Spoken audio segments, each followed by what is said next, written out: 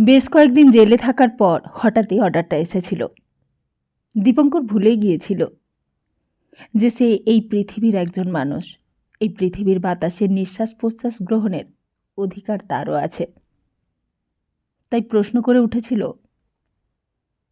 কিসের অর্ডার বললেন? Release order. মনে আছে দীপঙ্কর প্রথমে বিশ্বাস করতে পারেনি। বাইরে এসে তখন রাস্তায় রাস্তায় বাতি জ্বলা দেখে তবুও বিশ্বাস হয়নি।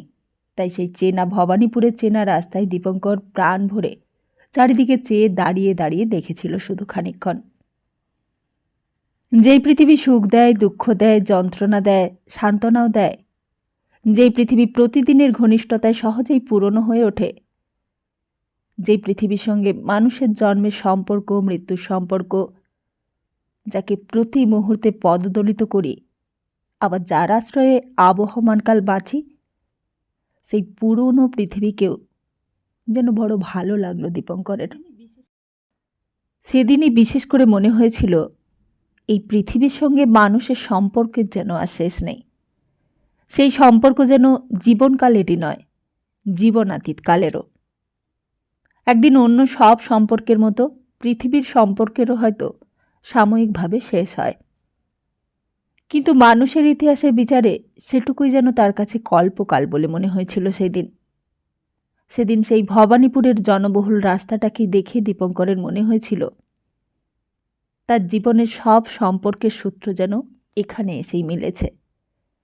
এতদিন যেই পথের বিভ্রমে দীপঙ্কর ঘুরে মরেছে, কখনো প্রেম, কখনো অবিশ্বাস, কখনো তাচ্ছিল্য, কখনো বাধা বিপত্তি, কখনো আনন্দ, আর যেন সকলের ঐক্য সাধন হয়েছে এই জেলখানার দরজার সামনে, এই হাজত ঘরের বাইরেই। এতদিনে যেন ভাগ্যচক্র তাকে ঠিক জায়গায় এনে দাঁড় করিয়েছে। ভালোবাসা যে দীপঙ্কর পায়নি তা সত্য নয়, আবার ভালোবাসা যে পেয়েছে তাও সত্য নয়।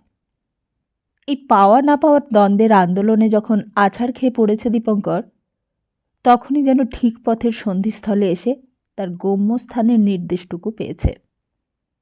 হয়তো বিচ্ছিন্ন না হলে দৃষ্টির বিভ্রম দূর হয় না। পৃথিবী থেকে একদিন বিচ্ছিন্ন হয়েছিল বলেই যেন আবার এই পৃথিবীর এই ভবানীপুরকে এত ভালো লাগলো। ঈশ্বর গাঙ্গুলি লেন থেকে এ অনেক দূর নয়, তবু এটুকু রাস্তা চিনে আসতে যেন তার বহুকাল সময় লাগল। কিরণকে হয়তো সে ভোগই করতে চেয়েছিল প্রাণ ভরে। কিরণকে হয়তো ভালোবেসেছিল দীপঙ্কর স্বার্থপরের মতোই। তাই বোধহয় তার অনুরাগ আর বিচ্ছেদের মধ্যে এমন বিরোধ ঘটল আজ। তাই বোধহয় কিরণের এই অপঘাত মৃত্যু তাদের দুজনের সমস্ত সম্পর্কের সূত্র এমন করে বিলোপ ঘটিয়ে দিলে। দীপঙ্কর, কোনো দিন কোনো রাত্রে যদি কোনো অশরীরী আত্মা তাকে ডাকে, সেও যেন এমনি করেই ডাকবে। হরিশ মুখার্জি রোডের ভেতর দিয়ে আত্মগোপন করেই চলছিল দীপঙ্কর। মনে হলো তার অতীত যেন তাকে আবার পেছনে ফিরতে বলছে সব ভুল, আমিই সত্যি। অতীতের আনন্দও সত্যি, অতীতের দুঃখটাও সত্যি। ভবিষ্যৎ তোমার যতটুকু সত্যি, অতীত তার চেয়ে কম সত্যি নয়। তবু দীপঙ্কর দুই চোখ বুজে চলতে লাগল। কি হয়েছে তার? কিছুই হয়নি। এমন কত বিপর্যয় ঘটে জীবনে, কত অধঃপতন ঘটে, আবার তো উত্থানও আছে, সংসারে অভ্যুত্থানও আছে।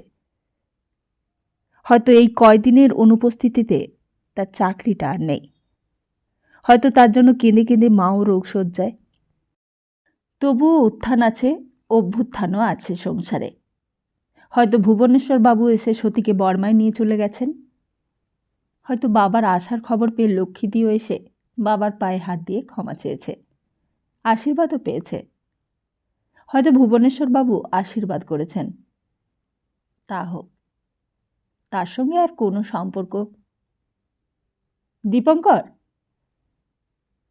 দীপঙ্কর দুই হাতে নিজের কানটা বন্ধ করে দিলে। না, তার আত্মার পিছু ডাক সে আর শুনবে না। পেছনটা মিথ্যে, অতীতটা অসত্য।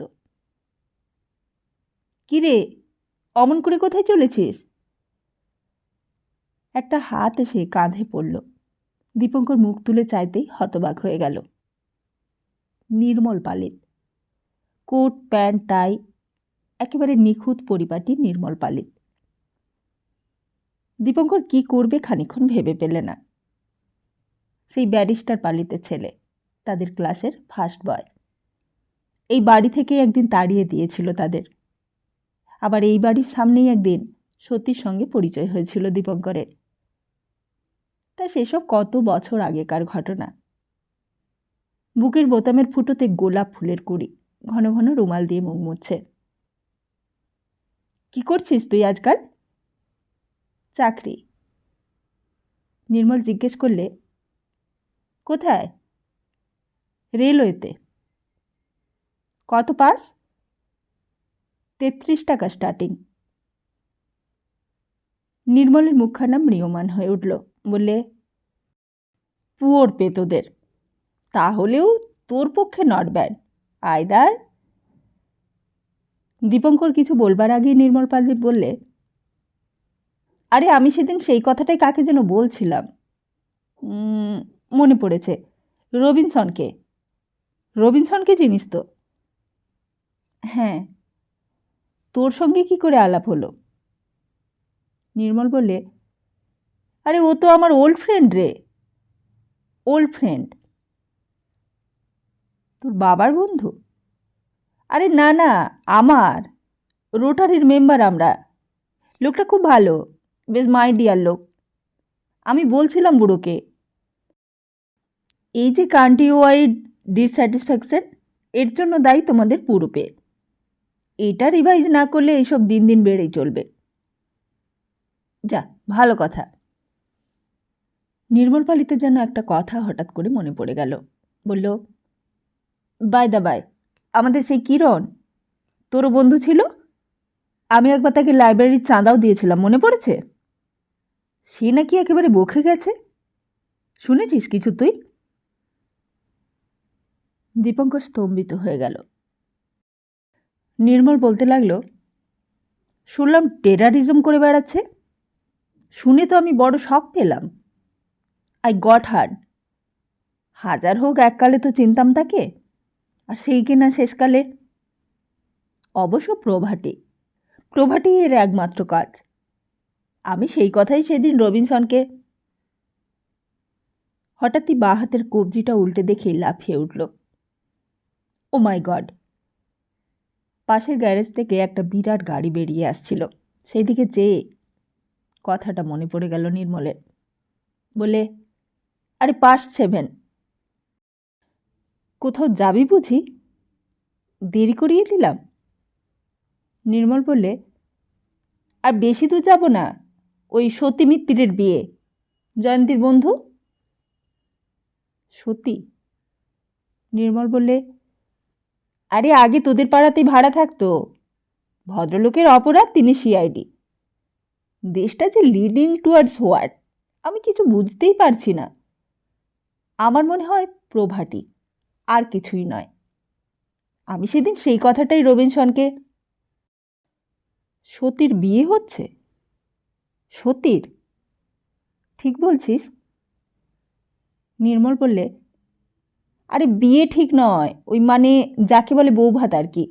এই তো কাছেই প্রিয়নাথ মল্লিক রোডে। জয়ন্তীকে নিয়ে গিয়ে নামিয়ে দেব, আমিও একটু দেখা করেই যাব আর কি। সতীর বাবা যা হোক কদিনের মধ্যে একটা ভালো পার্টি পেয়ে গেছেন। মাল্টিমিলিয়নার লোক, জানিস তো। বরটাও ভালো পেয়েছে, বেশ হ্যান্ডসাম চেহারা। সনাতন ঘোষ, আমাদের পুরনো ক্লায়েন্ট আবার। আরও যেন কী সব বলে গেল নির্মল পালিত। আধা ইংরেজি আধা বাংলা মিলিয়ে যত কথা বললে তার কিছুই কানে যায়নি দীপঙ্করের। হঠাৎই গাড়িটা স্টার্ট নেওয়াতেই চমকে সরে এলো ফুটপাতের ওপর।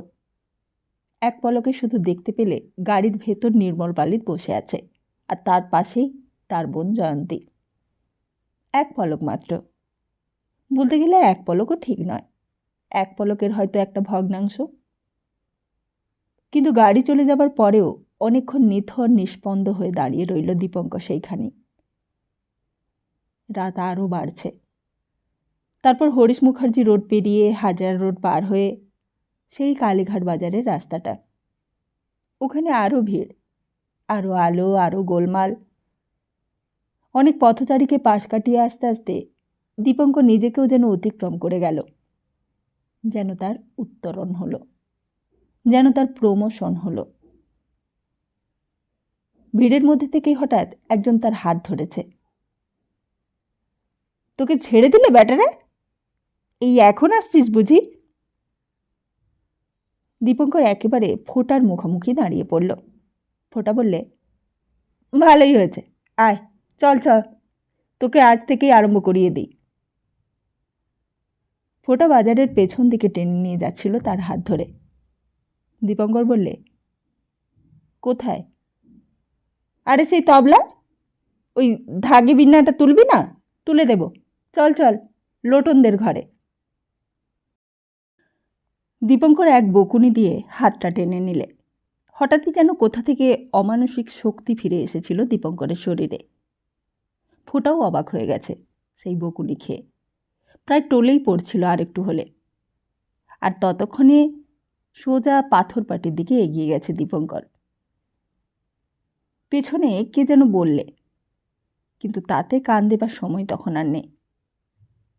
ফের দেরি হলে মহা সর্বনাশ হয়ে যাবে তার। সেই ধর্মদাস ট্রাস্ট মডেল স্কুল, তার সামনে দিয়ে ঈশ্বর গাঙ্গুলি লেনের গলিটার মধ্যে ঢুকতে হয়। কেমন যেন অল্প ভয় করতে লাগলো দীপঙ্করের। কেন যে অকারণ কে জানে। বাড়িটার সামনে গিয়ে দাঁড়াতেই নজরে পড়ল বাড়ির সামনে সতীদের বাড়ির জানালা দরজা সমস্তই বন্ধ। সদর দরজায় একটা মস্ত ভারী তালা ঝুলছে, আর দেওয়ালের গায়ে সেই সাইনবোর্ডটা আবার ঝুলছে, বাড়ি ভাড়া দেওয়া যাইবে। বাড়িতে ঢুকতে গিয়েও যেন ঢুকতে পারলে না দীপঙ্কর। মা হয়তো বিছানায় শুয়ে রয়েছে, হয়তো দীপুর জন্য কেঁদে কেঁদে শেষ পর্যন্ত শয্যাশায়ী হয়ে পড়েছে। যাবার দিন মার আর্তনাদ যেন তাকে থানা পর্যন্ত অনুসরণ করেছিল। সেই আর্তনাদ যেন তখনও থামেনি। হঠাৎ তাকে দেখে মা হয়তো লাফিয়ে উঠবে। মা জানেও না দীপঙ্কর ছাড়া পেয়ে গেছে। মার কাছে এসে কেউ খবরটা দেবারও নেই। মা, একবার ভাবলে বাইরে থেকেই ডাকবে মাকে, ডেকে বলবে যে সে এক্ষুনি ফিরে আসবে। কিন্তু ডাকতে গিয়েও তার গলা দিয়ে স্বর বেরোল না। আজ কত দিন হলো সে খাবার খায়নি। শুধু কয়েকটা কচুরি আর আলুর তরকারি দিয়েছে তাকে 2 বেলা। পাও যেন টলছে দীপঙ্করের, যেন বাড়িতে গিয়ে বিছানার উপর গড়াতে পারলেই ভালো হয়। কিন্তু ডাকতে গিয়েও গলাটা বন্ধ হয়ে এলো তার। যদি কেউ তাকে এই অবস্থায় দেখে ফেলে, যদি চুন্ননিও এই সময় বাইরে আসে হঠাৎ, দরজা খুলে বাইরে আসতেই হঠাৎ তার উপর নজর পড়ে যায়। দীপঙ্কর আবার ফিরল, ঠিক যেই পথটা দিয়ে এসেছিল সেই পথ দিয়ে। তারপর মায়ের মন্দিরটার উত্তর দিকে নতুন রাস্তাটা ধরে আবার চলতে লাগলো। তারপর রসা রোড ধরে সোজা হাজরা রোড, আর তারপর পূব দিকে বেঁকে বাঁ দিকে প্রিয়নাথ মল্লিক রোড। কত নম্বর বাড়ি তা জানা নেই, শুধু রাস্তার নামটাই বলেছিল নির্মল পালিত। গলিটার মধ্যে ঢুকবার আগেই দূর থেকে নহবতের সুর কানে এলো। দীপঙ্কর গলির মুখ থেকে ভেতরে ঢুকে আস্তে আস্তে বাড়িটার সামনে গিয়ে দাঁড়ালো। সমস্ত বাড়িটায় আলো দিয়ে সাজানো, বাড়ির ছাদের মাথায় ম্যারাপ বাঁধা। গলির মুখ থেকে গাড়ির ভিড় শুরু হয়ে গেছে, আর সেই সার দেওয়া গাড়ি শেষ হয়েছে অনেক দূরে গিয়ে। নহবতে কি সুর বাজছে কে জানে। যেন নেশা ধরতে লাগলো দীপঙ্করের মাথার ভেতর। কদিন থেকে যে দীপঙ্কর না খেয়ে আছে তাও যেন সে ভুলে গেল। কাল থেকে তার চাকরি থাকবে না তাও যেন তার মনে রইল না। তার যে মার অসুখ, তার মা যে শয্যাশায়ী, তাও আর মনে রইল না। চারিদিকে অনেক ভিড়, অনেক উৎসব, অনেক আদর আপ্যায়নের অকুণ্ঠ আয়োজন। সেখানে বোধহয় দীপঙ্করই একমাত্র অনাহুত, দীপঙ্করই বোধহয় একমাত্র অপাংতেয়। তবুও তার মনে হলো এই বেশ ভালো হলো। এটাই তো ভালো। একেবারে বিচ্ছিন্ন হয়ে আলাদা অপাংক্তেয় হয়ে যাওয়াটাই ভালো। এই বিচ্ছেদকে অতিক্রম করেই তো দীপঙ্কর পূর্ণ হবে। এতদিন পুরোপুরি বিচ্ছিন্ন হতে পারেনি বলেই যেন যত বিক্ষোভ তাকে বিব্রত করেছে। এখন আর কোনো দায়ী রইল না তার, দায়িত্বও রইল না। এখন আর কাউকেই তার প্রয়োজন নেই, এখন আর কোনো কিছুরই প্রয়োজন নেই তার। একে একে তার তালুকদারির সমস্ত সত্ত্ব উপসত্ত্ব যেন ত্যাগ করে দিলে সুস্থ চিত্তে বহাল তবিয়তে। একদিন অন্যের ভালো মন্দ নিয়ে যদিও বা তার কোনো অস্থিরতা সে প্রকাশ করে থাকে, আজ আর তা রইল না। আজ সর্বরিক্ত হয়ে দীপঙ্কর তার সর্বস্ব নিবেদনের দায়িত্ব থেকে মুক্তি পেল। তখনও আলো আর আনন্দ আর আপ্যায়নের অনুষ্ঠানের ত্রুটি নেই। লাল শালু ঢাকা কানাতের পাশ দিয়ে অসংখ্য নিমন্ত্রিতদের আনাগোনা চলছে তখনও। দীপঙ্কর দোতলার খোলা জানালাগুলোর দিকে অনির্দিষ্ট চাউনি তুলে নিজের মনে কি যেন দেখতে লাগল। আজকের এই নিমন্ত্রিতদের মধ্যে দীপঙ্কর কেউ নয়। আজকের এই উৎসবের অনুষ্ঠানে দীপঙ্করের উপস্থিতি অপরিহার্যও নয়। তবুও কান্নায় বুকটা ভারী হয়ে এলো তার। কিন্তু সঙ্গে সঙ্গে দীপঙ্করের মনে হলো তার অন্তরের গোপন অন্তঃস্থল থেকে কে যেন অত্যন্ত নিঃশব্দে এক অস্পষ্ট বাণী উচ্চারণ করে চলেছে। দীপঙ্কর কান পেতে শুনতে লাগল। তোমার আমার মধ্যে এই দুস্তর ব্যবধান, এ তো আমারই সৃষ্টি। ব্যবধান না থাকলে তুমি যে থেমে যাবে মাঝপথে, বিচ্ছিন্ন না হলে তুমি যে ভুলে যাবে আমাকে। আর এখানেই তোমার যে শেষ নয়, এইখানে যে তোমার পুণ্যচ্ছেদ নয়, এখনো যে তোমাকে অনেক পথ চলতে হবে, এখনো অনেক পথ বাকি। এগিয়ে চলো দীপঙ্কর, এগিয়ে চলো। দীপঙ্কর অস্থির হয়ে চারিপাশ দেখতে লাগলো ভয়ে ভয়ে। কি বলছে কথাগুলো? কাকে বলছে? চারিদিকের ওই ভিড়ের মধ্যে হঠাৎ যেন সচেতন হয়ে উঠল সে। সবাই যেন তাকে সন্দেহ করছে। সে এখানে কি করতে এলো? ছি ছি। হঠাৎই একটা গাড়ি আসতেই চারিদিকের পুলিশ পাহারার কড়া ব্যবস্থা হয়ে গেল। সসম্ভ্রমে সবাই সরে গেল। এতক্ষণে সবাই সাদর অভ্যর্থনা করতে এগিয়ে এলো। দীপঙ্কর অবাক হয়ে গেল দেখে। সেই রায়বাহাদুর, আইবি ব্রাঞ্চের ডেপুটি কমিশনার রায়বাহাদুর নলিনী মজুমদার। কালো কুচকুচে দশাশয় চেহারা, বিরাট লম্বা দেহখানা গাড়ি থেকে নামতেই সবাই হাসি মুখে অভ্যর্থনা করলেন। আসুন আসুন রায়বাহাদুর। দীপঙ্কর লজ্জায় ঘৃণায় আর এক মুহূর্তও দাঁড়িয়ে থাকতে পারলেন না সেইখানে। গলিটা পেরিয়ে হাজরা রোডের বিস্তৃত পরিধির অবকাশে হাঁপ ছেড়ে যেন বাঁচল। এই তো ভালোই হলো। এখানেই তার শেষ নয়, এখানেই তার পূর্ণচ্ছেদ নয়। এখনো যে অনেক দূর, এখনো যে অনেক দূর যেতে হবে তাকে। বাড়িতে ঢুকেই কিন্তু মাকে ডাকতে সাহস হলো না তার। মার যদি অসুখ হয়ে থাকে, মা যদি সেই দিন থেকে কেঁদে কেঁদে শরীর খারাপ করে ফেলে। প্রথমে চুন্নুনিকে দেখতে পেলে। চুন্নুনি দীপঙ্করকে দেখেই চেঁচিয়ে উঠল, ও দিদি, তোমার দীপু এসেছে গো, এই দেখো। মনে আছে দীপঙ্কর তখন আর ছেলে মানুষ নয়। দিনে দিনে প্রতিদিনের অভিজ্ঞতায়, প্রতি মুহূর্তের অনুভাবনায় দীপঙ্কর তখন অন্য মানুষ হয়ে উঠেছে। কিন্তু চুন্নুনির হয়তো সেই খেয়াল নেই। চুন্নুনির কাছে হয়তো সেই ছোট্ট দীপুই রয়েছে, সেই 2 মাসের শিশু দীপু, যেই দীপু নিরাশ্রয় হয়ে মার কোলে উঠে একদিন এই বাড়িতে এসেছিল, এই ঈশ্বর গাঙ্গুলি লেনের 19-1 বীর বাড়িতে। চুন্নুনির কাছে সেই কোলে চড়া দীপুর সঙ্গে এই বড় দীপুর যেন কোনোই পার্থক্য নেই। তাই হয়তো দীপুর সামনে সেই আগেকার মতোই গালাগালি দিত, অশ্রাব্য অসভ্য গালাগালি। কিন্তু দীপঙ্কর সেদিন এক অন্য দৃষ্টি দিয়ে দেখলে চুন্নুনির দিকে। কবে একদিন বয়স কম ছিল চুন্নুনির, কবে একদিন এই সংসারের উপগৃহিণী ছিল। সেই চিহ্ন খুঁজলে তার চেহারায় কি কোথাও পাওয়া যাবে না? বয়সের সঙ্গে সঙ্গে মানুষের সমস্ত অতীত কি নিশ্চিহ্ন হয়ে যায়? সব কলঙ্ক অবলুপ্ত হয়ে যায়? সবাই দৌড়ে এসেছে। বিন্তিদিও নিজের ঘর থেকে এসে বাইরে দাঁড়ালো। তার মুখে কোনো কথা নেই। অবাক বিস্ময়ে সে যেন হতবাক হয়ে গেছে। শুধুই ফ্যালফ্যাল করে চেয়ে রইল। দীপঙ্কর জিজ্ঞেস করলে, মা কোথায় চুন্নুনি? মা ভালো আছে তো? বিন্তিদি বললে, তোমার মা খুব কাঁদছিল দীপু। এতক্ষণে মা নিজের ঘর থেকে বেরোলো। কাঁধ থেকে আঁচলটা খসে পড়েছিল। সেটা আস্তে আস্তে কাঁধে তুলে নিয়ে দুটো চৌকাঠ ধরে দাঁড়ালো দরজার। দীপঙ্করের দিকে এক দৃষ্টে চেয়ে রইল ঠাই, যেন আর নড়বার সামর্থ্য নেই মার। মার মুখ দিয়েও কোনো কথা বেরোচ্ছে না। মা যেন বোবা হয়ে গেছে। দীপঙ্কর কাছে এগিয়ে গেল।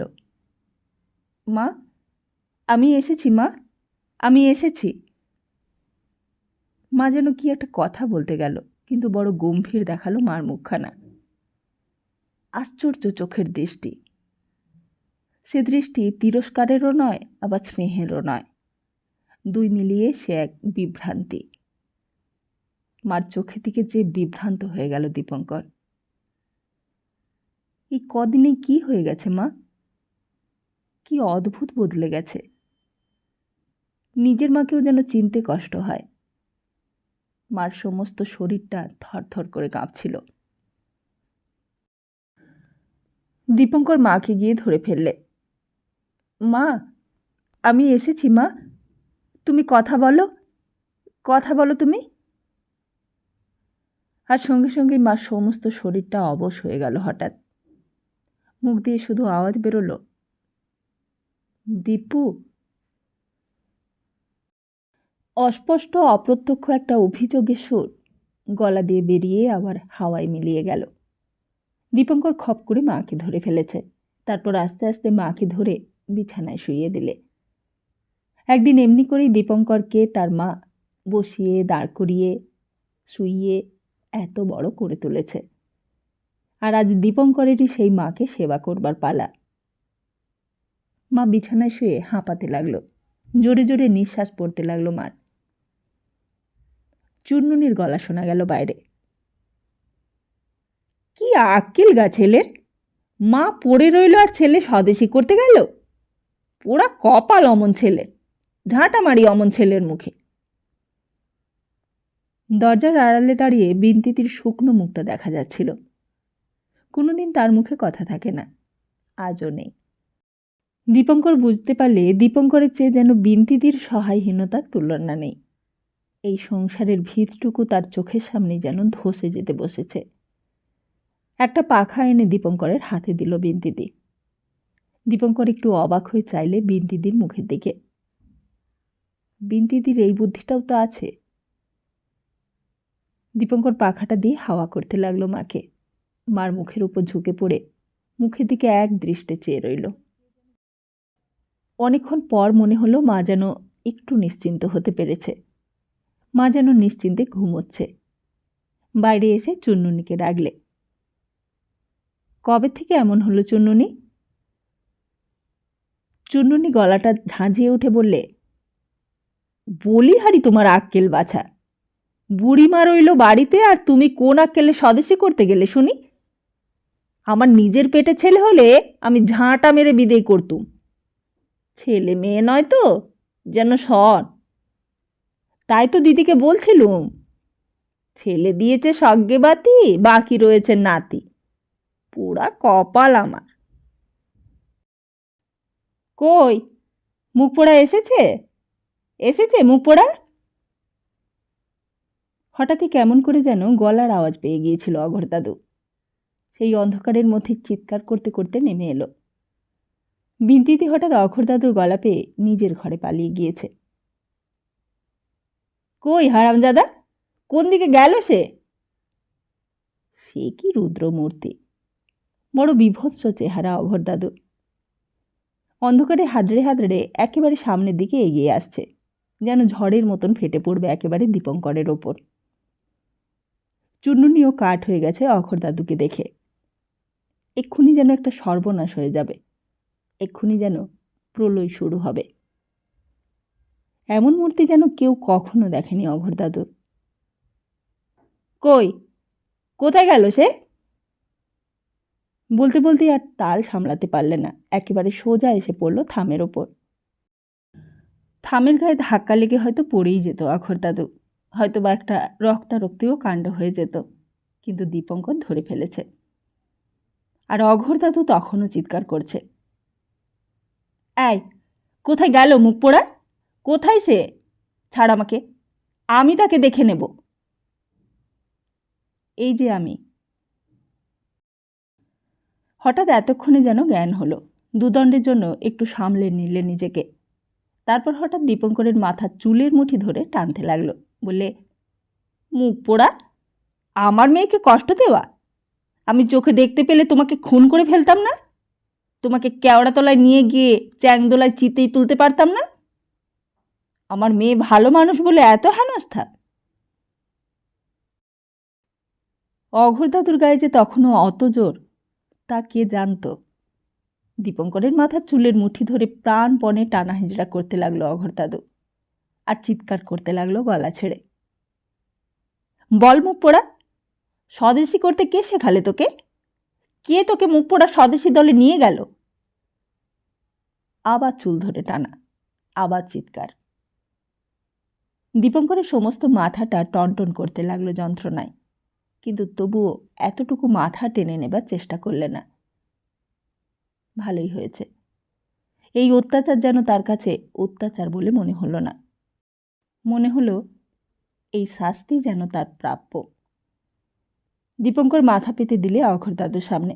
মনে হলো অঘোর দাদু যেন তাকে শাস্তি দিচ্ছে না, আশীর্বাদ করছে। অঘোর দাদুর স্নেহের আশীর্বাদ তার মাথায় আরও ঝরুক, আরও শাস্তি দিক তাকে, আরও অত্যাচার করুক।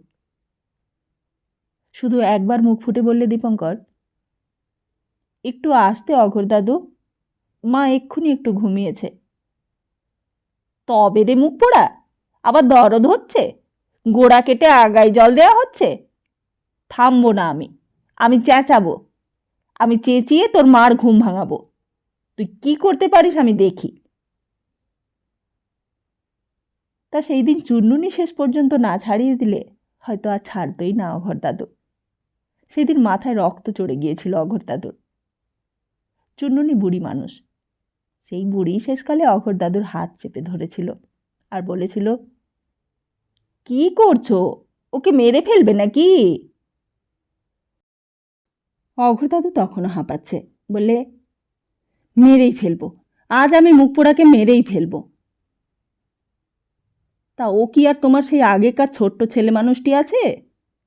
ও যে এখন বড় হয়েছে, ছাড়ো ওকে, ছাড়ো, ছেড়ে দাও। কি হলো কে জানে, সেই অন্ধ বুড়ো অঘোর দাদু হঠাৎ থেমে গেল। হয়তো এতক্ষণে খেয়াল হয়েছে দীপু আর সেই ছেলে মানুষটি নেই। তার দীপু এখন বড় হয়ে গেছে, তার দীপু বিএ পাশ করেছে, তার দীপু চাকরি করছে। কাঁপতে কাঁপতে অঘোর দাদু নিজের ঘরের দিকে চলে গেল। চুন্নুনি কাছে এলো, বললে, ছি বাবা, কাঁদতে নেই। বুড়ো মানুষ কি বলতে কি বলেছে, ওর কি আর মাথা ঠিক আছে? দীপঙ্কর হঠাৎ মুখটা ঘুরিয়ে চোখের জলটা লুকোবার চেষ্টা করলে। পান্না ডাক্তার কালীঘাটের হালদারপাড়ার নামকরা ডাক্তার। নগদ 1 টাকা নেয় বাড়ি এসে রোগী দেখতে।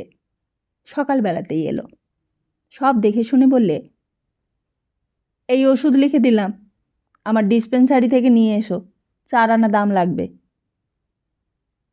তা সেই দিনও চুন্নুনি ছিল তাই রক্ষে। চুন্নুনি সমস্ত রাত মার পাশে জেগেছে, তারপর সকালে উঠে উঠোন ঝাড় দিয়েছে, বাজারে গেছে, তারপর রান্না করে আপিসের ভাত দিয়েছে। চুন্নুনি বলেছে, কি আকেল গা তোমার, নতুন চাকরি, কামাই করলে তোমার চলবে? কিন্তু মাকে একলা ফেলে কেমন করে যায় চুন্নুনি? ও মা, তা আমি কি মরে গেছি? আমি তো কেওড়াতলায় গিয়ে চিতেই উঠিনি গো। আপিসে যাবার আগে দীপঙ্কর বারবার চুন্নুনিকে সব বুঝিয়ে দিয়েছিল, বিন্তিদিকেও বুঝিয়ে দিয়েছিল। পাশেই সব সময় কেউ না কেউ যেন থাকে। সাবু, বার্লি, নেবু সবই রইল। দীপঙ্কর যাবে আর ছুটি হলেই সোজা চলে আসবে। অনেক দিন আপিসে যাওয়া হয়নি। সেই চাকরি আছে কি নেই তারও কোনো ঠিক নেই। এই কদিন লকআপের মধ্যে ঘুম ছিল, খাওয়া ছিল না, শান্তিও ছিল না। বাড়িতে এসেও মার অসুখ, সারা রাত ঘুম হয়নি। মা ছাড়া সংসারে আর কে রইল তার? কিরণ গেছে, লক্ষ্মীটি গেছে, সতীও গেছে, আছে শুধুই মা। দীপঙ্কর এত বড় হয়েছে, এত বুঝতে শিখেছে, এত লেখাপড়া করেছে, তবু যেন কোথায় তার মধ্যে একটা চিরস্থায়ী শিশু রয়ে গেছে। সেই শিশুটা যেন এতদিনও বড় হলো না, যেন এতদিনে তার সাবালকত্ব এলো না। এখনো মার অসুখে তার কান্না এসে পড়ে, এখনো মায়ের মৃত্যু সে যেন কল্পনাই করতে পারে না।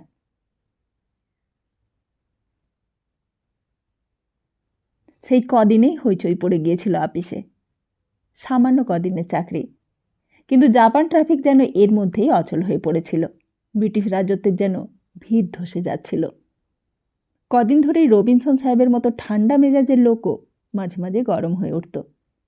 বারবার কেবলই জিজ্ঞেস করেছে, but where is say? Transit স্টেশনের বড়বাবু রামলিঙ্গম বাবু অস্থির হয়ে পড়েছে রবিনসন সাহেবের হুকুমের ঠেলায়। একবার সেকশন, একবার সাহেবের কামরা, কেবলই এই করছে। কাগজপত্র, ফাইল, স্টেটমেন্ট কোথায় যে রেখে গেছে দীপঙ্কর তাও তার জানা ছিল না। সেকশনে তোলপাড় পড়ে গেছে কয়দিন ধরে। ও হরিপদ, জাপান ট্রাফিকের স্টেটমেন্টটা কোথায় আছে বলতে পারো? আর শুধু হরিপদই নয়, সেকশনে যত ক্লার্ক সবাই গরু খোঁজা করে খুঁজে পায়নি স্টেটমেন্ট। ওইদিকে রেলওয়ে বোর্ড থেকে কড়া নোট এসেছে। রেলওয়ে বোর্ড আর্জেন্ট স্লিপ লাগিয়ে চিঠির জবাব চেয়ে পাঠিয়েছে। মাথায় হাত দিয়ে বসেছে রামলিঙ্গম বাবু। ও হরিপদ, রেকর্ড সেকশনে গিয়ে একবার খোঁজ নাও তো, শিগগির বলো। অ্যাসেম্বলিতে কোশ্চেন উঠেছে, এক্ষুনি দরকার। কিন্তু আশ্চর্য, সেই স্টেটমেন্ট ফাইল প্রতিদিন ঘাঁটা হয়, প্রতিদিন নাড়াচাড়াও হয়, প্রতিদিন সামনেই থাকে। রেলওয়ে বোর্ড থেকে চিঠি এলেই রবীন্দ্রন সাহেবের কাছে নিয়ে গিয়ে দেখালে স্টেনোগ্রাফারকে নোট দিয়ে সাহেব উত্তর দিয়ে দেয়। কিন্তু সেই সামান্য জিনিসের জন্যই বজ্রপাত হয়ে গেল আপিসে। রবীন্দ্রন সাহেবের চাপরাশি দ্বিজপদও সন্ত্রস্ত হয়ে উঠেছে। দৌড়তে দৌড়তে এলো, বলে, রামলিঙ্গ বাবু, জলদি। আবার? রামলিঙ্গম বাবু সেইমাত্র ঘরে এসে বসেছিলেন। আবার ডাক এলো, আবার ছুটলেন। হরিপদ জিজ্ঞেস করলে, ও দ্বিজপদ, কি হলো সাহেবের? এত গরম কেন সকাল থেকে? দ্বিজপদ বললে, সাহেবের কুকুরের অসুখ করেছে। মেম সাহেব কেবলই টেলিফোন করছে বাড়ি থেকে। সর্বনাশ করেছে। রামলিঙ্গবাবু সেই যে সাহেবের ঘরে ঢুকেছে আর আসবার নাম নেই। দাঁড়িয়ে দাঁড়িয়ে সেদিন পা একেবারে ব্যথা হয়ে গিয়েছিল বড়বাবুর। রেলের চাকা বোধহয় আর চলবে না, এমনই অবস্থা তখন। 5টা পর্যন্ত কোনো রকমের কাটিয়ে দিতে পারলেই ক্লার্কদের ছুটি, আর তারপর আর কোনো দায়িত্ব নেই। যত ঝঞ্ঝাট বড়বাবুর, আর যত ঝঞ্ঝাট সাহেবের। শেষে ডিস্ট্রিক্টে টেলিফোন করা হলো, ট্রাঙ্ক কল। আর শেষকালে সেই ফিগার এনে কোনো রকমের চাকরিটা বজায় রইল সেই দিনকার মতো। পরের দিন যা হয় হবে। আর পরের দিনই দীপঙ্কর আপিসে গিয়ে হাজির হলো। কি মশাই, কোথায় ছিলেন একদিন? কি হয়েছিল একটা খবর দিতে পারেননি? এদিকে সাহেব যে ক্ষেপে লাল। তা দীপঙ্কর এই অবস্থার জন্য তৈরিই ছিল। আপিসে আসার পথে বুকটা বারবার কেঁপে উঠেছে। যখন কিছুই রইল না, তখন চাকরিটাও হয়তো চলে যাবে। চাকরিটা তখনও পাকা হয়নি, আর নিপেনবাবুর লোক বলে কেউ কিছু বলতেও পারেনি এতদিন। কিন্তু সুযোগ তো সবাই খুঁজছিল। কে কার ভালো দেখে সংসারে? চাকরি দীপঙ্করের প্রয়োজন। চাকরিটা বলতে গেলে তার কাছে অপরিহার্য। তবুও আপিসে ঢোকবার মুখে যেন বৃতৃষ্ণায় সারা মনটা ভরে উঠল। পৃথিবীতে যে এত ঘটনা ঘটে চলেছে, এখানে যেন তার কোনো তরঙ্গে স্পর্শ লাগে না। এখানে কেবলই প্রমোশন, গ্রেড, ট্রান্সফার আর ইনক্রিমেন্ট। তবু বৃতৃষ্ণা থাকলে চলবে না, চাকরি তাকে করতেই হবে। মার অসুখের সময় চিকিৎসাও করতে হবে, মাকে নিয়ে অন্য বাড়িতে উঠতে হবে, সমস্ত পঙ্কিলতা থেকে দূরে সরিয়ে নিয়ে যেতে হবে তার মাকে। আর তার জন্যই বোধহয় এমনি করে এক দুঃসহ যন্ত্রণার মধ্যে দিয়ে তার উত্তরণ হবে একদিন। মানুষের সব রকম পরিত্রাণের একমাত্র মূল্যই বোধহয় দুঃখ। হয়তো এই অবহেলা, দুঃখ, কষ্ট স্বীকার সমস্তই একদিন তাকে যন্ত্রণা থেকে উদ্ধার করবে। কিরণ বলতো, কষ্ট সহ্য করা ভালো। তাই সে হাসি মুখে তেতো ওষুধ খেত। দীপঙ্করও যে এই কষ্ট সহ্য করছে, সে তো একদিন কষ্টাতীত হবে বলে। অন্তত নিজে না হোক, মাকে সে তো শান্তি দিতে পারবে, সুখ দিতে পারবে। কালীঘাটে যেমন হাঁড়ি কাটে পাঠারা গলাটা বাড়িয়ে দেয়, এও যেন তেমনি। রবিনসন সাহেব টেবিলের ওপর ঘুষি মারলে একটা, পাশেই রামলিঙ্গমবাবু দাঁড়িয়েছিলেন। তার দায়িত্ব যেন ফুরিয়ে গেছে। তিনি আসামিকে কাঠগড়ায় এনে দাঁড় করিয়ে দিয়েছেন। এখন আসামির হাজতবাস হোক, জেল হোক, দ্বীপান্তর হোক, ফাঁসি হোক, তার আর কিছুই যেন করণীয় নেই। দীপঙ্কর লক্ষ্য করলে ঘরের মধ্যে সাহেবের কুকুরটা কোথাও নেই। কোথায় গেল কুকুরটা? হঠাৎই কি কুকুরটা সময় বুঝে শরীর খারাপ হয়েছে নাকি? রবিনসন সাহেব বললে, কোথায় ফাইলটা ছিল? উত্তর দিলেন রামলিঙ্গমবাবু। বললেন, সেকশনের র্যাকে। তাহলে তোমার লোকগুলো কি করছিল এতদিন? Those clerks? তারপর বললে, নো নো নো নো, আমি সমস্ত সিস্টেম বদলে দিতে চাই। জাপান ট্রাফিকের সমস্ত কাগজপত্র, ফাইল, স্টেটমেন্ট কিছুই রেকর্ড সেকশনে থাকবে না। সব আমি আমার চোখের ওপর দেখতে চাই। সব আনো আমার ঘরে। I want it now only. Dipankar আর রামলিঙ্গমবাবু চলে আসছিল। হঠাৎই সাহেবের কি যেন মনে পড়ল। বললে, অ্যানাদার থিং, আরেকটা কথা। Sen should see here. Sen এখানে বসবে, এই পাশের ঘরে। সেকশনে আসতেই হরিপদ দৌড়ে এলে। কি খবর বড়বাবু? রামলিঙ্গমবাবু বললেন, দরকার নেই বাবা, ওই জাপান ট্রাফিকের ঝঞ্ঝাট সে বাজ গিয়া। কেন, কি হলো? সাহেবের অর্ডার হয়ে গেছে। জাপান ট্রাফিক ক্লার্ক ও স্টোনোগ্রাফারের ঘরেই বসবে এইবার থেকে। স্টোরে অর্ডার দিয়ে দিয়েছে, নতুন ড্রয়ার, টেবিল, চেয়ার হুকুম দিয়ে দিয়া। ভালোই হয়েছে। রামলিঙ্গমবাবুও বেঁচে গেলেন। সেকশন শুদ্ধ লোক বেঁচে গেল। ওই ঝঞ্ঝাট থেকে রেহাই পেয়ে গেল সবাই। সকাল থেকেই ওই জাপান ট্রাফিক নিয়ে যে ঝড় ওঠে, তার ঠেলা সামলানো দায় হয়ে পড়ে। এতে মাইনে তো 1 পয়সাও বাড়বে না, শুধু খেটে মরো। আর তাছাড়া সারাক্ষণ সাহেবের চোখে চোখে থাকা, সেও এক বিপজ্জনক চাকরি। পান খেতে পারা যাবে না, গল্প করতে পারা যাবে না, খবরের কাগজ নিয়ে মুখরোচক আড্ডাও দেয়া যাবে না। আপিসে এসেই ফাইল নিয়ে বসতে হবে। আর যতক্ষণ সাহেব আপিসে থাকবে, ততক্ষণ বন্দি হয়ে থাকো। দরকার নেই মশাই অমন চাকরিতে, ও আপনাদেরই পোষায়। আপনারা বিয়ে থা করেননি, ব্যাচেলার মানুষ, ও সমস্ত দিন সাহেবকে তেল দিতে পারবেন। এস্টাবলিশমেন্ট ক্লার্ক দরখাস্তখানা দেখে বললে, এ কি, নতুন চাকরিতে ঢুকেই কামায়? দীপঙ্কর বললে, কি করব বলুন, আমি তো আর ইচ্ছে করে কামাই করিনি। তাহলে সার্ভিস ব্রেক হচ্ছে, এই কদিনের মাইনে কাটা যাবে। দীপঙ্কর বললে, কিন্তু রবিনসন সাহেব নিজে 2টো গ্র্যান্ড করে দিয়েছেন, এই দেখুন সাহেবের সই। সে কি, টেম্পোরারি সার্ভিসে ছুটি কি করে দেয় সাহেব? দীপঙ্কর বললে, তা তো জানি না, আপনি বরং রবিনসন সাহেবকে জিজ্ঞেস করে আসুন গিয়ে। খুব যেন প্রসন্ন হলো না এস্টাবলিশমেন্ট ক্লার্ক। সত্যি কেউই যেন প্রসন্ন হয় না তার চাকরির ব্যাপারে, কেউই খুশি নয়। সবাই যেন খুশি হতো তার চাকরি গেলে।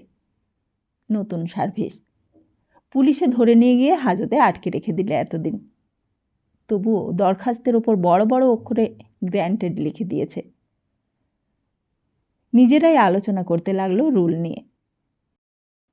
এস্টাবলিশমেন্ট ম্যানুয়ালে কী আইন আছে আর সেই আইন ভঙ্গ করলে কি হয় তা তাদের সব মুখস্থ, অথচ ডিটিএস সাহেব তাদের সঙ্গে কনসাল্ট না করেই অর্জর ইস্যু করে দিলে।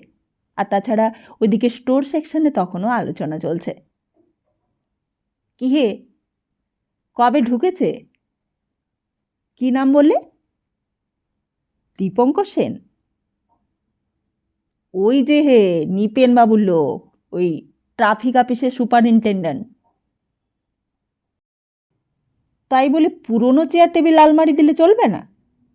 কি এমন কেষ্টবিষ্ট এলো একেবারে? স্টোরের বড়বাবু তাড়াতাড়ি রবিনসন সাহেবের ঘরে গিয়ে বললে, স্যার? ইয়াস? পুরনো চেয়ার টেবিল দিলে চলবে না স্যার, এখন তো স্টকে নতুন কিছু নেই আমাদের কিনা। রবিনসন সাহেব বিরক্তই ছিলেন সকাল থেকে, বেশি তর্ক করবারও সময় ছিল না। বিশেষ করে কুকুরের অসুখ চলছে কয়দিন ধরে। মেম সাহেব ঘন ঘন টেলিফোন করছে। সিএমওকেও টেলিফোন করেছিল সাহেব একবার দেখে আসার জন্য, তখনও খবরটা আসেনি। হঠাৎই স্টোর ক্লার্কের কথায় তেলে বেগুনে জ্বলে উঠল। বললে, লিসেন, শোনো, I want to see that my order is correct out. Store clerk আর বেশি কথা বললে না, সোজা এসে বললে, ওহে, নতুন ফার্নিচার দিতেই হবে, সাহেবের মেজাজ গরম। তা সেদিন স্টকে না থাকা সত্ত্বেও কোথা থেকে যে নতুন ফার্নিচার বেরোলো সেটাই বড় আশ্চর্যের। স্পেশাল টাইপের চেয়ার, টেবিল, আলমারি, ইম্পর্টেন্ট কাগজপত্র সেইখানে থাকবে। যেটা যখন হঠাৎ দরকার হবে সেইটা খুঁজে পাওয়া যায়। সেকশনের মধ্যে থাকলে অন্য ফাইলের সঙ্গে গুলিয়ে যেতে পারে। এখানে প্রত্যেকটা আইটেম বাই আইটেম সাজানো থাকবে। একদিন যদি দীপঙ্কর হঠাৎ ছুটি নেয়, তাতেও যাতে কোনো অসুবিধে না হয়। যে কেউ এসে খুঁজে দেবে, দরকার হলে সাহেব নিজেও নিয়ে গিয়ে আসতে পারে। কিংবা মিস মাইকেল আছে, রবিনসন সাহেবের স্টোনোগ্রাফার মিস মাইকেল। মিস মাইকেলের বেশি বয়স হয়নি, বড় সুন্দর দেখতে। করিডোরেই হঠাৎ গাঙ্গুলি বাবুর সঙ্গে দেখা, দৌড়তে দৌড়তে আসছিলেন। বললেন, এই এক্ষুনি খবর পেলাম আপনি এসেছেন, তাই দৌড়ে আসছি। তাই এসে গেছেন, ভালোই হয়েছে, আজকেই নিপেনবাবুর ফেয়ারওয়েল। আজকে? সে কি, আমি তো জানতাম না। হ্যাঁ, আপনার নামে 1 টাকা চাঁদা ধরেছি।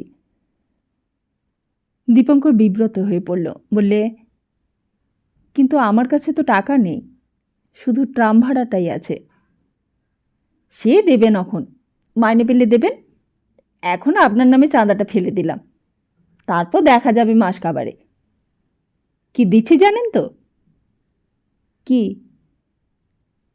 আমরা দিতে চেয়েছিলাম 1খানা মহাভারত আর 1খানা রামায়ণ, কিন্তু উনি বললেন মহাভারত রামায়ণ নাকি ওনারা আছে, তাই উনি নিজের থেকেই 1 সেট সোনার বোতাম চাইলেন। সোনার বোতাম? গাঙ্গুলিবাবু বললেন, ওই 40 টাকার কমে তো আর বোতাম হবে না, তাই 8 আনা করে প্রথমে ধরেছিলাম, আর এখন মাথা পিছু 1 টাকা করে ধরতে হলো। দীপঙ্করের তবু যেন বিশ্বাস হলো না। বললে, উনি নিজে মুখ ফুটে চাইলেন? গাঙ্গুলিবাবু বললেন, হ্যাঁ, তা যাগে, আজকে বিকেলে 5টার সময় টিফিন রুমে ফেয়ারওয়েলটা হবে। আপনি কিন্তু থাকবেন, ফটো তোলাও হবে। আমি এখন যাই। গাঙ্গুলিবাবু চলে গেলেন। দীপঙ্করের বৃতৃষ্ণায় যেন আবার মনের মধ্যে মাথা চাড়া দিয়ে উঠল।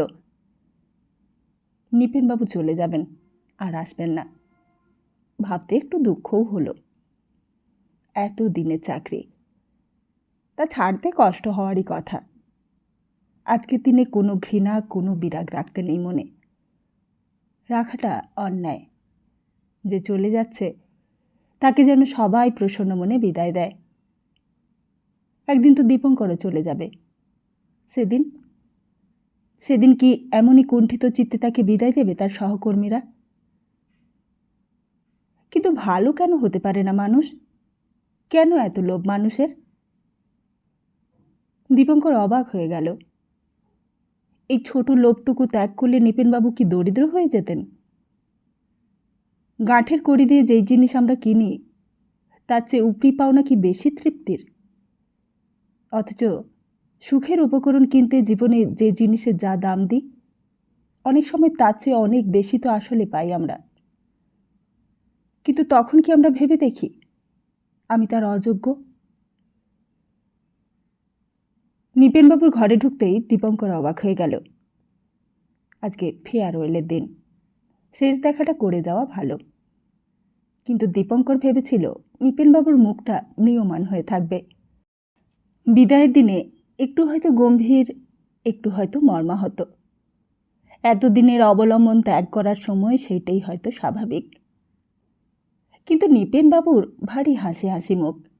সব শুনে বললেন, তা যাকে, মিটবার হয়ে গেছে এখন, ভালোই হয়েছে। আমি তক্ষুনি বলেছিলুম ওই স্বদেশি ফদেশিদের মধ্যে থেকো না, ওতে সাহেবদের নজর খারাপ হয়ে যায়। আর তারপর হাসতে হাসতে বললেন, তা শুনেছ তো আজকে আমার ফেয়ারওয়েল? দীপঙ্কর বললে, এক্ষুনি শুনলুম। নিপেনবাবু টেবিলের উপর ঝুঁকে পড়লেন, গলাটা নিচু করে বললেন, তা তুমি কত টাকা চাঁদা দিলে? দীপঙ্কর বললে, 1 টাকা করে চাঁদা ধরেছে। নিপেনবাবু বললেন, কি কাণ্ড দেখো তো, মতলব ছিল একখানা মহাভারত আর রামায়ণ দিয়ে ব্রাহ্মণ বিদায় সারবে। তা শোনো ব্যাপারখানা। তা আমিই বললাম, না, যদি দিতে হয় তাহলে 1 সেট সোনার বোতাম দাও, যেটা সত্যিই থাকবে। আমরা অসুর সাহেবের ফেয়ারওয়েলের সময় 3 টাকা করে চাঁদা দিয়েছিলাম, আর চাঁদা দিয়ে সোনার একটা পাইপ কিনে দিয়েছিলাম। আর আমার বেলাতেই কিনা রামায়ণ মহাভারত? এ কি পুরুত বিদায়? তা তুমিই বলো না, সোনার বোতামটা চেয়ে ভালো করিনি? 15 টাকার মধ্যেই সার ছিল, আর নয় গোটা 25 টাকা বেশি পড়ল। এই যা, এমন কিছু তো আর বেশি চাইনি আমি, কি বলো? তারপর একটু থেমে বললেন, তা তুমিই বলো না, আমি সোনার বোতামটা চেয়ে কি কিছু অন্যায় করেছি? ওই যে কেজি দাস, রামলিঙ্গম, ওরা আমি না থাকলে সিনিয়র গ্রেডটা পেত। এই তোমার কথাই ধরো না, তুমি চাকরি পেতে রেলে? দীপঙ্কর তাড়াতাড়ি বললে, আচ্ছা আমি তাহলে আসি। আরে দাঁড়াও দাঁড়াও, অত ব্যস্ত কিসের? আসল কথাটাই তো বলা হয়নি তোমাকে। তা তুমি মিটিংয়ে যাচ্ছ তো? যাবক্ষণ নয়, যেতেই হবে, বুঝলে? ওই মিটিংয়ে লোকজন না হলে বড় খারাপ দেখায়, বড় নেড়া নেড়া লাগে। তাই বলছি, সে তুমি যাবে, কিন্তু আবার বলতেও হবে তোমাকে, লেকচার দিতে হবে। দীপঙ্কর লজ্জায় পড়ল, বলে, লেকচার? আমি তো লেকচার দিতে পারি না। সে কি, তুমি যা জানো আমার সম্বন্ধে তাই 2-4 কথা বলবে। তোমরা যদি কিছু না লেকচার দাও তাহলে মিটিংটা মানাবে কেন? তা তুমি কি বলবে বলো দেখিনি, একটু ভাবো না। কি বলবো বলুন? নিপেনবাবু বললেন, ইংরেজিতে বলতে হবে কিন্তু। ইংরেজিতে না বললে সাহেবরা আবার বুঝতে পারে না, আর সাহেবরা না বুঝলে কী লাভ বলো? কিন্তু আমি যে কখনো লেকচার দিইনি কোথাও। আরে তুমি যা জানো সেটাই বলবে, তাকে লেকচার বলো আর যাই বলো। তা আমার সম্বন্ধে তুমি কি কিছুই জানো না? দীপঙ্কর বললে, হ্যাঁ জানি বই কি। তা সেইটাই বলবে তুমি। তুমি তো জানো আমি কীরকম ভালো লোক, আমি কীরকম পরিশ্রমী লোক, কীরকম পরোপকারী লোক, আপিসের কাজে কীরকম খাঁটি লোক, তুমি তো সবই জানো। তা তুমি জানো না যে আমি জীবনে কখনো মিথ্যে কথা বলিনি, কখনো কারোর কাছে ঘুষ নিইনি, কারোর কোনো ক্ষতি করিনি, কারোর অনিষ্ট চিন্তাও আমি করিনি। এই কথাগুলো জানো না তুমি? দীপঙ্কর কি বলবে বুঝতেই পারলে না। তা জানো আর নাই জানো, বলতে তোমার দোষটা কি? এই কথাগুলোকে গুছিয়ে বলতে পারবে না? মিটিংয়ে দাঁড়িয়ে সেই দিন কী বলেছিল দীপঙ্কর তার নিজের কানে যায়নি, কিন্তু নিপেনবাবু যে কথাগুলো বলেছিলেন তা আজও মনে আছে। আপিসের ছুটির পর টিফিন রুমে ভিড় হয়েছিল মন্দ নয়। ফুলের মালা এসেছিল নিউ মার্কেট থেকে। রবিনসন সাহেব আর ম্যাকফারসন সাহেব দলের মধ্যিখানে বসেছিল, আর ট্রাফিক অফিসের 63 জন লোক তাদের ডাইনে আর বাঁয়ে। গাঙ্গুলিবাবু দেখতে পেয়ে দৌড়ে এলেন, বললেন, আরে আপনি এসেছেন? কিছু বলতে হবে কিন্তু আপনাকে। দীপঙ্কর বললে, না না, আমি সত্যি কিছু বলতে পারি না। তবুও বলতে হবে। নিপেনবাবু আমাকে নিজে ডেকে আপনাকে বলতে বলেছেন ইংরেজিতে, মনে থাকে যেন। ইংরেজিতে না বললে আবার সাহেবরা বুঝতে পারে না। এখনও তো 20 মিনিট সময় আছে, ততক্ষণে ভেবে নিন। একটা উদ্বোধন সঙ্গীত হলো। প্রথমে বলতে উঠলেন কেজি দাসবাবু। পকেট থেকে একটা কাগজ বার করে পড়তে লাগলেন। দীপঙ্কর মন দিয়ে শুনতে লাগলো। নিপেনবাবু যে শুধু রেলের ট্রাফিক অফিসের সুপারিনটেন্ডেন্ট তাই নয়, তিনি রেল সেবক, আর রেল সেবা মানে দেশ সেবা। সুতরাং নিপেনবাবু একজন আদর্শ দেশ সেবক। যেদিন সমস্ত রেল কর্মচারী নিপেনবাবুর মতো দেশ সেবক হতে পারবে, সেই দিনই রেলওয়ে কোম্পানি সার্থক হবে। সেদিনই সমস্ত দেশ সার্থক। বোমা গুলিগোলা যারা ছেড়ে তারা দেশের শত্রু। প্রকৃত দেশ সেবা যদি কেউ চায়, সে নিপেনবাবুর পথ অনুসরণ করুক। আজ 42 বছর অক্লান্ত পরিশ্রমের পর নিপেনবাবু রিটায়ার করছেন। আমরা শ্রী ভগবানের কাছে প্রার্থনা করি যেন তার বিশ্রাম গ্রহণ শান্তিপূর্ণ হয়। আর আজকের সভার সভাপতি মিস্টার রবিনসন আর মিস্টার ম্যাকফারসন, তারা যে তাদের অমূল্য সময় নষ্ট করে আমাদের উৎসাহ দিতে এসেছেন তার জন্য ধন্যবাদ। তারা নিজেদের জন্মভূমি ছেড়ে শুধু ভারতবর্ষের কল্যাণের জন্য অমানসিক কষ্ট স্বীকার করে এখানে এই দেশে এসেছেন। তাঁদেরও অসংখ্য ধন্যবাদ। আমরা মিস্টার রবিনসন আর মিস্টার ম্যাকফারসনের সুদীর্ঘ জীবন কামনা করি। খুব হাততালি পড়ল। দীপঙ্করকে ইঙ্গিতে কাছে ডাকলেন নিপেনবাবু। মুখ নিচু করে ফিসফিস করে বললেন, দেখলে তো কেজি দাসবাবুর কাণ্ডখানা? আমার সম্বন্ধে বলতে গিয়ে কেমন সাহেবদের খোসামত করলে। মানে এত অকৃতজ্ঞ লোক, ছি! অথচ আমি না হলে সিনিয়র গ্রেডটাই পেত না, জানো? সে যাগে, তুমি ততক্ষণে মুখস্থ করে ফেলো। নিপেনবাবু আজ ফুলের মালা পরেছেন, বেশ হাসি হাসি মুখ।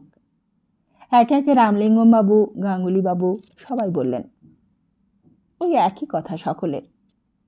সাহেবেরা নিজেদের জন্মভূমি ছেড়ে ভারতবর্ষের কল্যাণ করতে এসেছেন, কষ্ট করে রেলের চাকরি করছেন, ইত্যাদি ইত্যাদি। সকলেই কাগজে লিখে এনেছেন বক্তৃতা। আর এইবার দীপঙ্কর। পাশের থেকে গাঙ্গুলিবাবু ঠেলে দিলেন, বললেন, উঠুন উঠুন, ভয় কি? তা কি যে বলেছিল দীপঙ্কর, কি গুণকীর্তন করেছিল নিপেনবাবুর, তা নিজের কানে কিছুই গেল না। মনে হলো আগাগোড়া সমস্তটাই যেন ভণ্ডামি। জব চাণক থেকে শুরু করে Lord Clive, east India company থেকে কুইন ভিক্টোরিয়া, সবাই নিজের জন্মভূমি ছেড়ে ভারতবর্ষের কল্যাণের জন্যই এসেছিলেন বটে। তাদেরই পদাঙ্ক অনুসরণ করেই একদিন এসেছিল রেলওয়ে কোম্পানি। রেল প্রতিষ্ঠার মূলে যে উদ্দেশ্যই থাক, তা বিচার করার ভার ঐতিহাসিকের ওপর ছেড়ে দেওয়াটাই ভালো। তাতে ভারতবর্ষের কিছু কল্যাণ হয়েছে কি হয়নি, তার বিচারের ভারও ভবিষ্যতের গর্ভে থাকুক। আজকে নিপেনবাবুর ফেয়ারওয়েলের দিন, সুতরাং নিপেনবাবুর প্রশংসা করাটাই আজকের দিনে উচিত। আজকে অপ্রিয় কিছু থাকলেও তা বলা নিষেধ, বলতে নেই। তিনিই আমাকে রেলে চাকরি করে দিয়েছেন। আমি যদি তার সম্বন্ধে কিছু বলি তা সে আত্মপ্রশংসা হবে, আর আত্মপ্রশংসা মহাপাপ। সুতরাং সভা শেষে নিপেনবাবু একেবারে 2 হাতে জড়িয়ে ধরলেন, বললেন, তুমি তো এমএ পাস হে? না, বিএ। নিপেনবাবু অবাক হয়ে গেলেন, বললেন, বিএ পাস? অথচ কিছু না পড়েই তো গড়গড় করে বলে গেলে। অথচ তুমি বললে লেকচার দেওয়া তোমার অভ্যেসে নেই। তা যাকে, আমার লেকচারটা কেমন হয়েছিল? দীপঙ্কর বললে, ভালো। তাতে যেন সন্তুষ্ট হলেন না নিপেনবাবু, বললেন, কীরকম ভালো? খুব ভালো। ওই রবিনসন সাহেব ম্যাকফারসন সাহেবের চেয়েও ভালো? এইবার মুশকিলে পড়ল দীপঙ্কর। একটুখানি হাসল। নিপেনবাবু বললেন, এই দেখো, তোমার মুখ দেখেই বুঝতে পারছি তোমার বেশ ভালো লেগেছে। অথচ ওরা কি বলছে জানো? বলছে আমি নাকি বাড়ি থেকে মুখস্থ করে এসেছি। গাঙ্গুলিবাবু দৌড়ে এলেন, বললেন, চলে যাবেন না যেন, জলখাবার আছে। হৃদয় চাপরাশিকে দিয়ে ভালো মাংসের চপ করিয়েছি। খাওয়ার জন্য ওইদিকে তখন সবাই ব্যস্ত। নিপেনবাবু সাহেবদের কাছেই ঘোরাঘুরি করছেন। সোনার বোতামটা একটা কেশের মধ্যে সিল্কের ফিতে দিয়ে বেঁধে দেওয়া হয়েছে। একটা ছাপানো ফ্রেম বাঁধা মানপত্রও আছে, সেটা একটা বগলে রয়েছে, আর এক হাতে ফুলের মালাটা। দীপঙ্কর বললে, আমি বাড়ি যাই গাঙ্গুলিবাবু, বাড়িতে আমার মার বড় অসুখ। তাহলে অন্তত একটা সিঙ্গাড়া খেয়ে যান। রাস্তায় আস্তে আস্তে দীপঙ্কর সেই কথাগুলোই ভাবছিল। সমস্ত ব্যাপারটাই যেন একটা মিথ্যে, বক্তৃতাও যেন মিথ্যে, সিঙ্গাড়া রসগোল্লাও মিথ্যে, এই মানপত্রটাও মিথ্যেতেই ভর্তি, লোকগুলোও মিথ্যে। জলখাবারের জায়গাটায় ভীষণ ভিড় হয়েছিল। ফেয়ারওয়েলের জলখাবারের ব্যবস্থা আছে জানা ছিল, তাই কেউ আর টিফিন করেনি সেই দিন। টিফিনের পয়সাটা বাঁচিয়েছিল। দীপঙ্কর চলেই আসছিল, কিন্তু গাঙ্গুলিবাবু কিছুতেই ছাড়লেন না। বললেন, চমৎকার ফ্লুয়েন্ট লেকচার হয়েছে আপনার। কেজি দাসবাবু খুব প্রশংসা করেছিলেন। আপনি কখন মুখস্থ করলেন? পাশের একটা কোণের দিকে তখন কেজি দাসবাবু, রামলিঙ্গম বাবু আরও কয়েকজন খুব ফিসফিস করে আলোচনা করছেন। কেজি দাসবাবু বললেন, শালা শুয়োরের বাচ্চা, আবার রবিনসন সাহেবের কাছে এক্সটেনশনের জন্য দরখাস্ত করেছে, শুনেছেন? সে কি? রামলিঙ্গম বাবু খবরটা জানতেন না। বললেন, সে কি? তাহলে ভ্যাকেন্সিটা হলো? আরে ওই ভ্যাকেন্সিটার জন্যই তো সবাই হাঁ করে বসেছিল এতদিন। নিপেনবাবু রিটায়ার করলেই একটা ভ্যাকেন্সি হবে, হয় কেজি দাসবাবু, নয় রামলিঙ্গম বাবু, নয়তো আর কেউ চান্সটা পেত। কিন্তু খবরটা শোনার পরেই সবাই মিয়ে গেল। তাহলে লেকচারে এত প্রশংসা না করলেই হতো। সব আনন্দটাই যেন মাটি হয়ে গেল দুজনের। আরে আস্তে মশাই, আস্তে কথা বলুন। কেন? আরে ওই যে সেনবাবু দাঁড়িয়ে আছেন ওইখানে, ও আবার নিপেনবাবুর লক্ষ্মী না, সব শুনতে পাবে।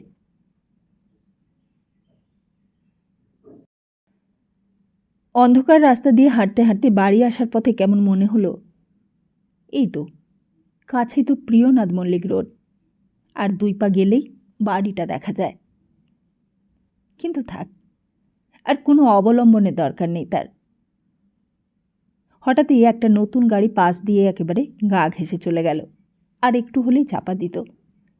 গাড়িটার ভেতরে কে একজন মেয়ে বসে আছে, অনেকটাই সতীর মতো দেখতে, ফর্সা লাল শাড়ি পরা, কোঁকড়ানো চুল।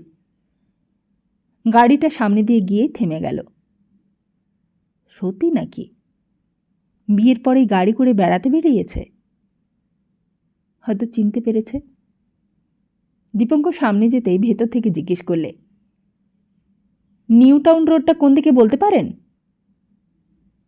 New road? হ্যাঁ, নিউ রোড, আলিপুরের। দীপঙ্কর বললে, এটা তো কালীঘাট। আপনি সোজা ওই রাস্তা ধরে ওই দিকে যান, পুলের ওই পারেই আলিপুর। কি মিষ্টি গলা। গাড়িটা চলে যাবার পর দীপঙ্কর আবার চলতে লাগলো। আশ্চর্য, সতীর তো বিয়ে হয়ে গেছে, এখনও সতীর কথা কি বলে ভাবছে সে? তারপর হঠাৎ কথাটা আবার মনে মনে আওড়াতে লাগলো। নিউ রোড, নিউ রোড, নতুন পথ। সত্যিই তো, দীপঙ্করেরও তো নতুন পথে যাত্রা শুরু হয়েছে। এ পথে কেউ তার সঙ্গী নেই। এই নতুন পথ ধরে এবার তাকে একলাই চলতে হবে। কি আশ্চর্য! New road, new road. মেয়েটা তার কাছে নতুন পথের নিশানা চাইতে এসেছিল, অথচ দীপঙ্করেরই তো নতুন পথের নিশানা দরকার। নিউ রোড, নিউ রোড, নতুন পথ।